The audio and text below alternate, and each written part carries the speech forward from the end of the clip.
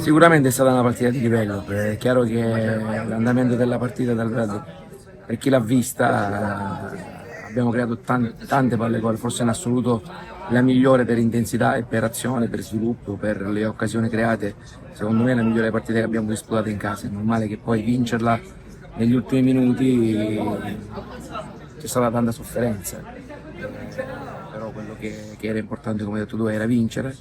Sarebbe stato magari un discorso diverso se avessimo realizzato la seconda rete, perché ne abbiamo create veramente tante. Poi all'unica occasione gol loro, diciamo, su un calcio da fermo hanno raggiunto il pari allo scadere del primo tempo.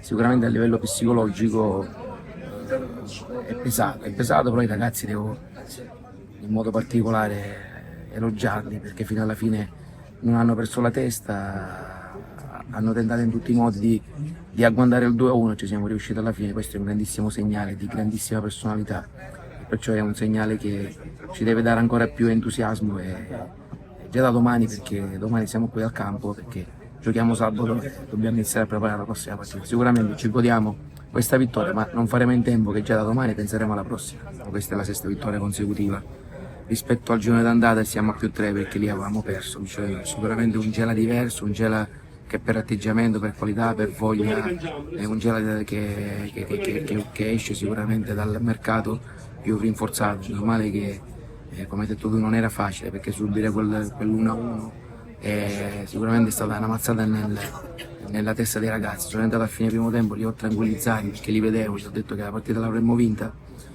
Chiaramente il risultato di 1-1 lo dovevamo in ogni modo metabolizzare, non pensarci più e andare al secondo tempo con lo stesso atteggiamento. I ragazzi lo hanno fatto e io penso che la vittoria è strameritata, anche se si è giunta agli ultimi minuti della partita. Quella è l'unica vera azione manovrata e gol del Misilmeri. Sapevamo che questa è una squadra che vive molto sulle ripartenze, e in quel momento della partita forse avevamo perso un po' di equilibrio e loro lì chiaramente sono ripartite. È normale che lì forse è svoltata la partita perché lì siamo stati fortunati dopo quell'azione di Lavardera, la squadra ha capito che si doveva riequilibrare, abbiamo fatto anche i cambi per questo e con l'equilibrio, con la voglia, con l'atteggiamento giusto siamo riusciti a vincerla. Ma non ce n'è partita da sottovalutare, per me sono tutte finali perché l'obiettivo è quello di provare a vincere tutte. È normale che è diventato un campionato emozionante, un campionato dove le due battistrada fanno punti, almeno per quello che mi hanno detto non sono risultati dagli altri campi. Per noi sono tutte finali, da domani inizieremo a preparare sicuramente un altro bel banco di prova perché sappiamo che Castellammare in casa è una squadra che fa tanti punti.